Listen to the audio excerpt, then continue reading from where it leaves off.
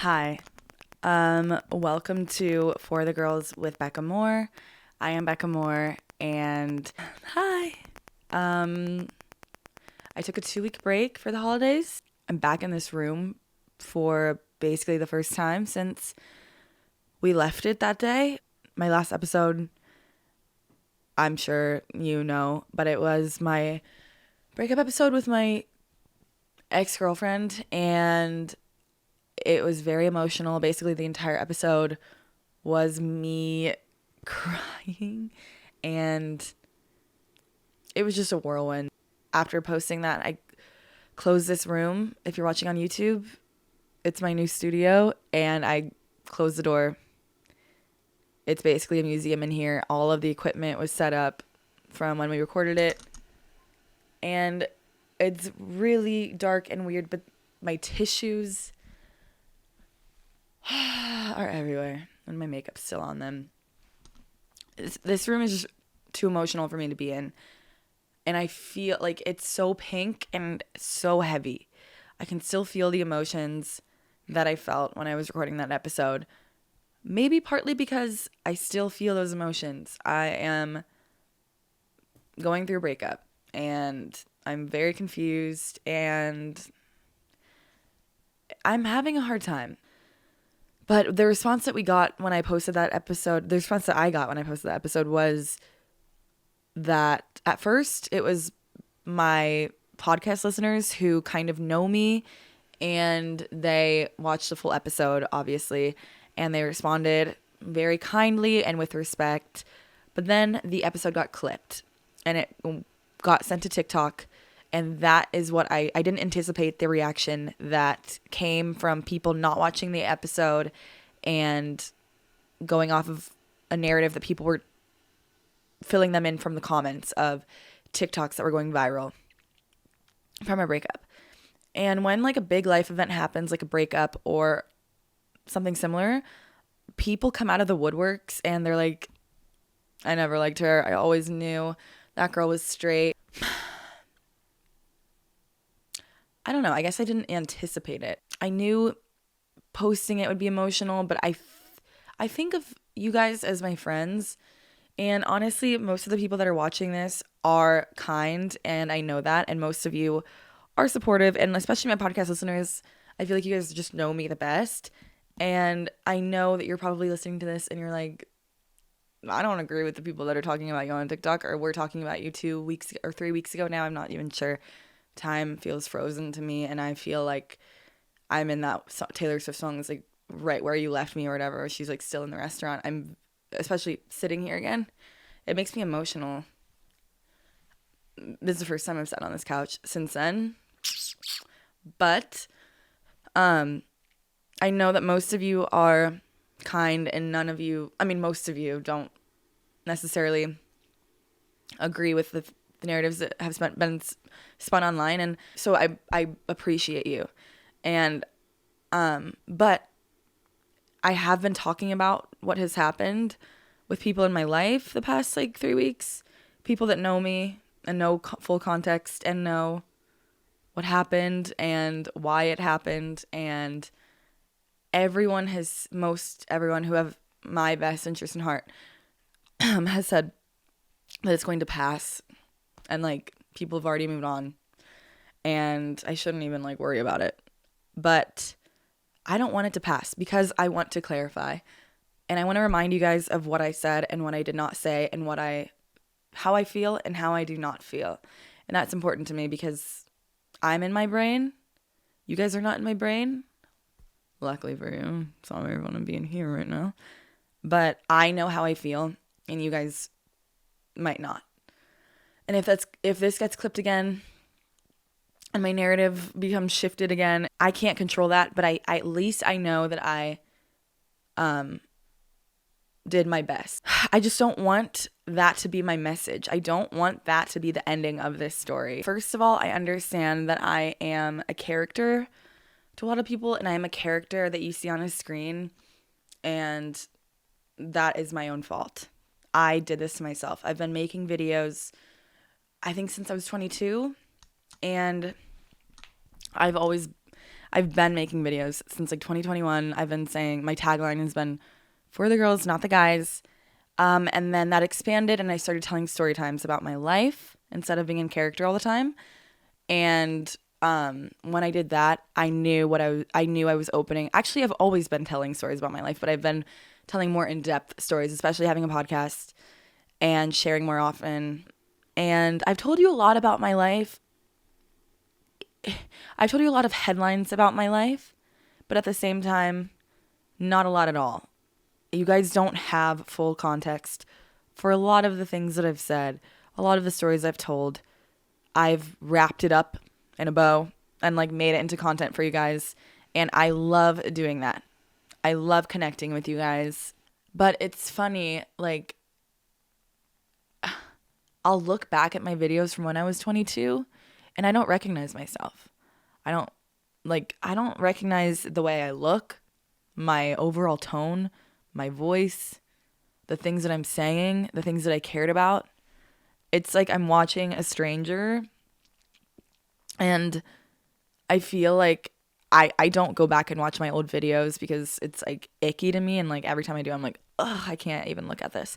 But other people probably are like looking back on my old videos and being like, oh, interesting. She was like that in 2021 or 2022 or 2023. Like I had terrible Botox at one point in my life and I seem to not know. And I'll look at that now and I'm like, how did I not look in the mirror every day and realize like what was on my face, you know? If you watch just my TikToks, I guess, like you'll see me like enter a relationship and then exit a relationship, but it's really just you reading between the lines, you know? And like I used to not really like share what I was doing as I was doing it. And I would kind of like tell stories in hindsight. And then as time's gone on, present day, I've told you guys what's happening in my life as it's happening.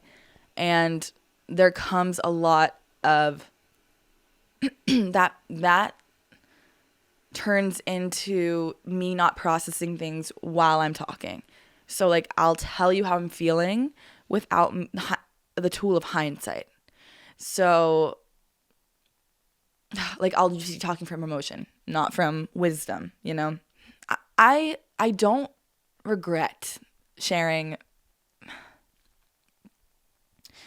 I wrote some things I've shared, but I don't regret sharing my struggles because I know that it helps people and I know that other people can relate to me. I do wish that sometimes, or maybe even in the last podcast episode, I do wish that I had taken a beat and I wish that I had maybe asked some more people. I wish that I had more context. I wish that I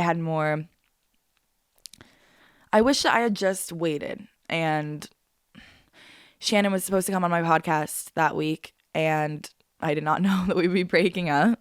And so she was like, I'll come on your podcast if we are honest about where our relationship stands now. I do wish that I had waited and let myself process some things because hindsight is such a gift.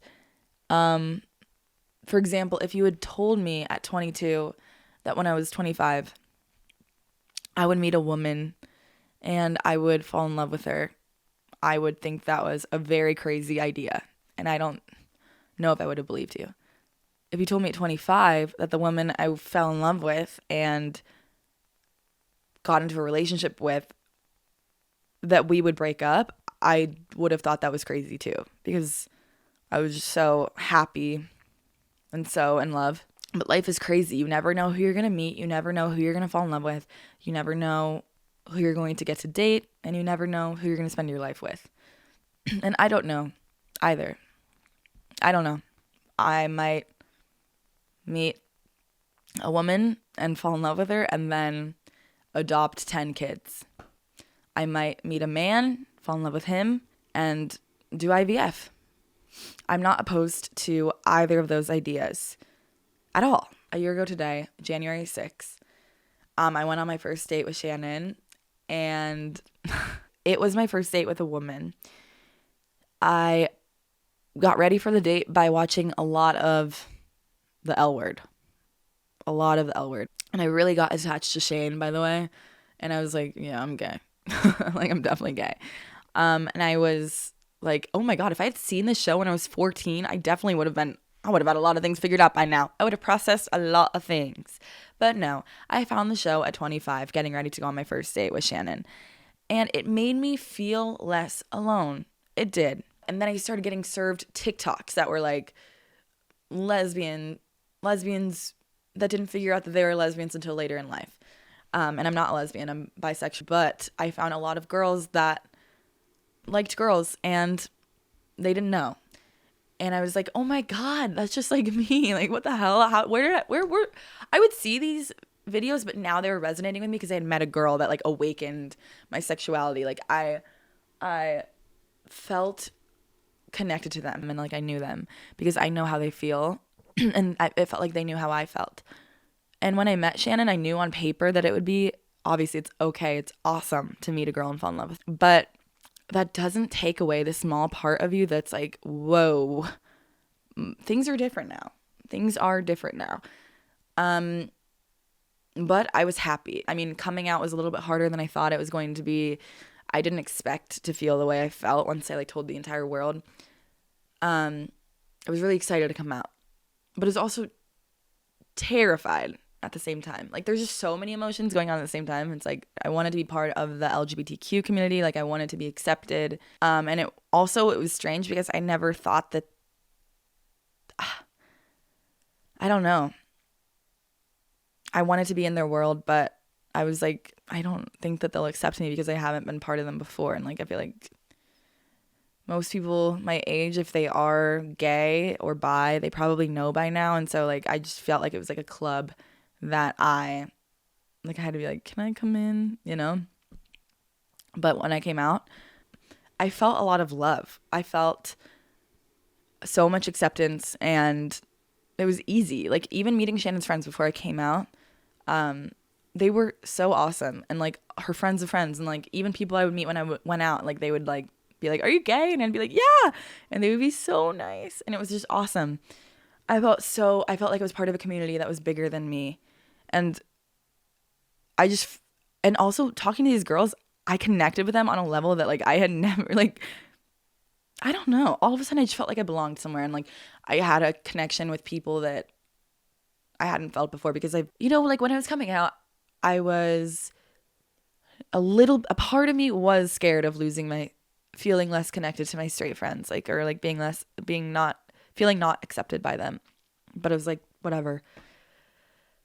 Like, if they don't accept me, this community, the LGBTQ community, will accept me. And they did. They understood me. And I felt like it was an understanding that went deeper than straight people with me anymore. Because I liked both sexes, like men and women. So, and they were so just funny and smart and cool. And I've always wanted to be accepted by lesbian, probably because I was gay my whole life. But like I've just always held lesbians on such a pedestal. Because they really are just the smartest community, So to be accepted by them and to feel so much love it's like a drug, it feels awesome. Not even a drug, it's like it's healthy. It's like, that is all you can want. Because even though it's 2025, I can't believe it's 2025. I came out in 2024, but Shannon was warning me. She was like, it's still going to be scary. And I was like, no, it's not. It's going to be fine. It's 2024.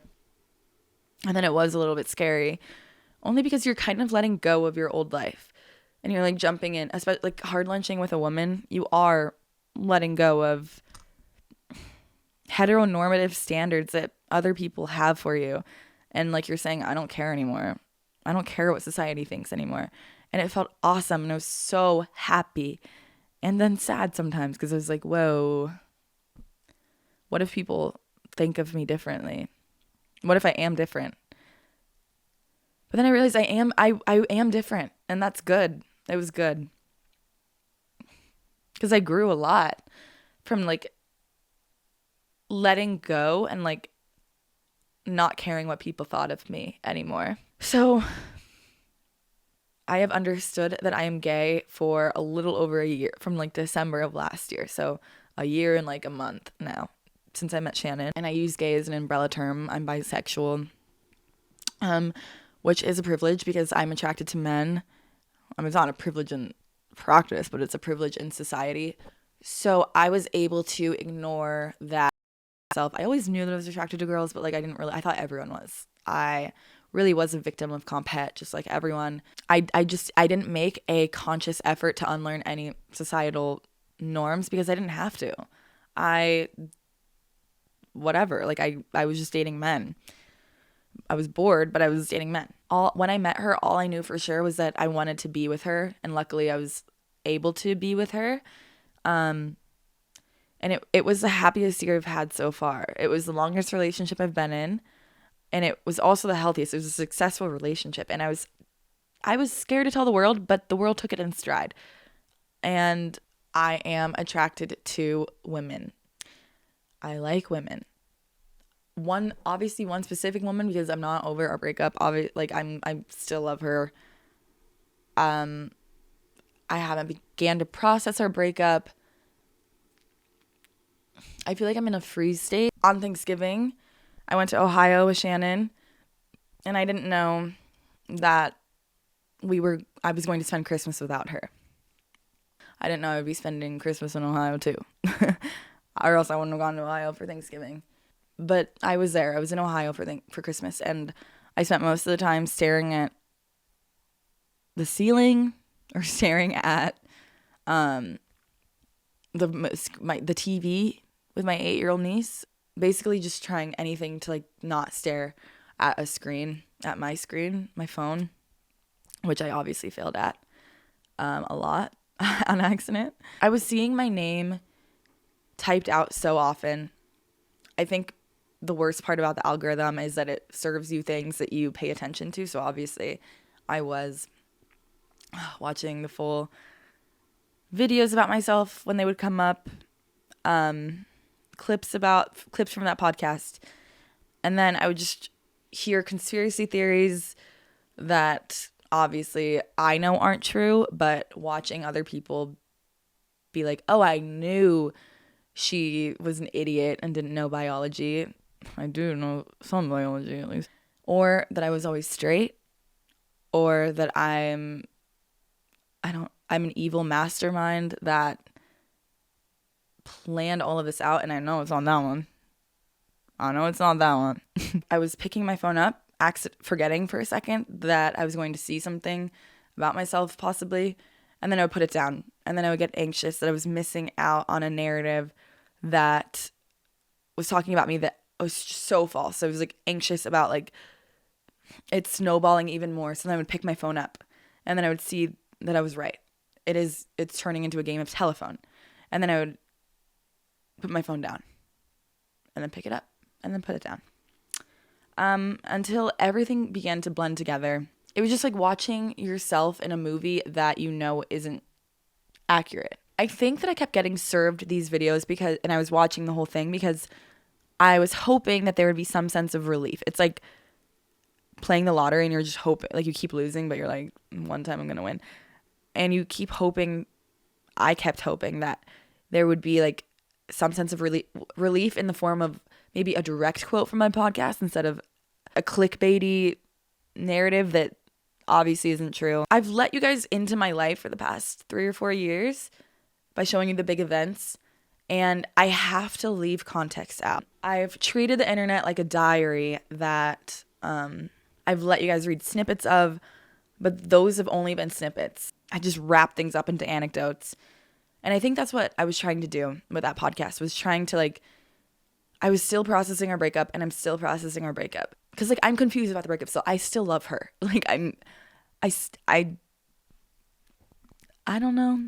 But I show you these snippets of my life each week in order not to show you, not to be an example for you, not to tell you how you should feel, but really I'm telling you because I want connection, and I want you guys to feel less alone, and I want to feel less alone in the feelings that I'm having. I'm just in shock, I think, still. But I have to let you guys know that I'm gay.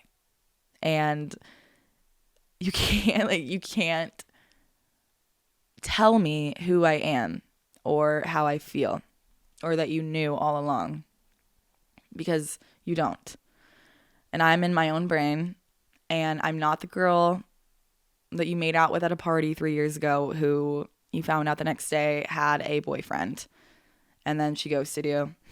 And I'm not the girl that was in your hometown and kept saying that she was bi-curious but like never hooked up with a girl.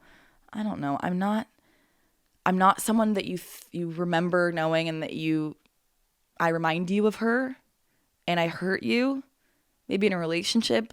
I know that I am a character in your head, but I'm also a real person who dated a woman for a year, had the best year of her life. I've only had a year to figure everything else out. And even though Shannon and I were happy and I had the best year of my life with her and she was an awesome girlfriend, we were not perfect.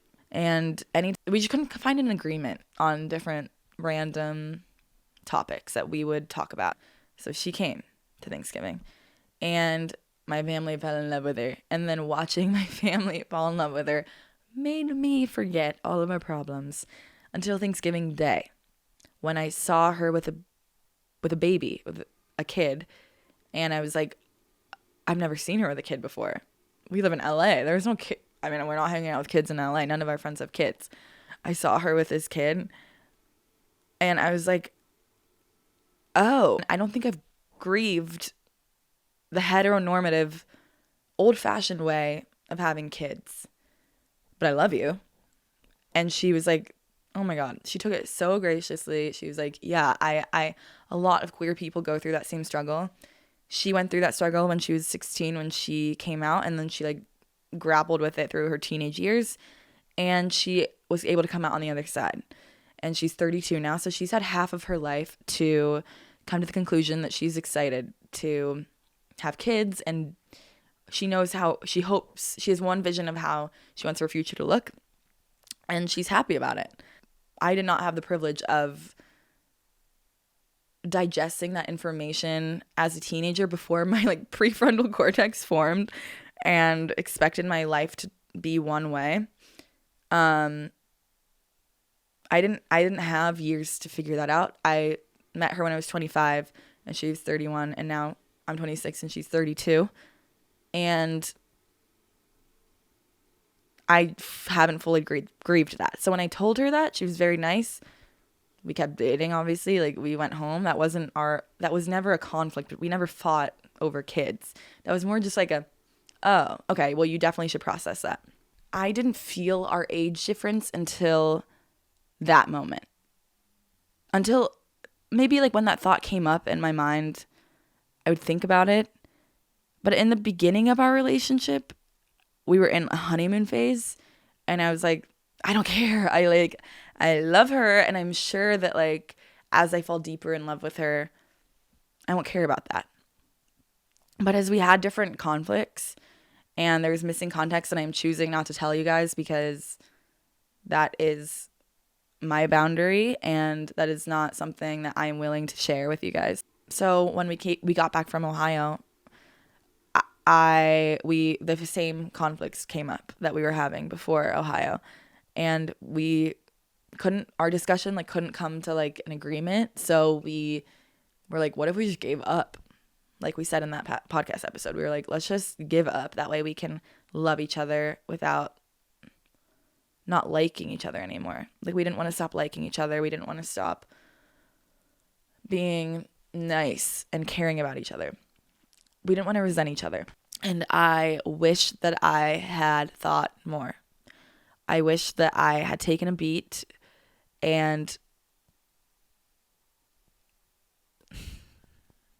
but I don't regret sharing the struggle that I was going through and am going through. I am sorry for what feelings that might have brought up in people. Because honestly, it's uncomfortable. It's not a fun topic to talk about. It can be, honestly, actually, as I've gotten so many messages from you guys that have been through the same thing, and then you've shared your stories with your babies, and it's just, you've shared with me such beautiful stories, and your families look beautiful. That's what I'm like, maybe I just don't know what my future is going to be right now. I wish that I hadn't posted that under pressure, under a time constraint. I had to put an episode up that week, and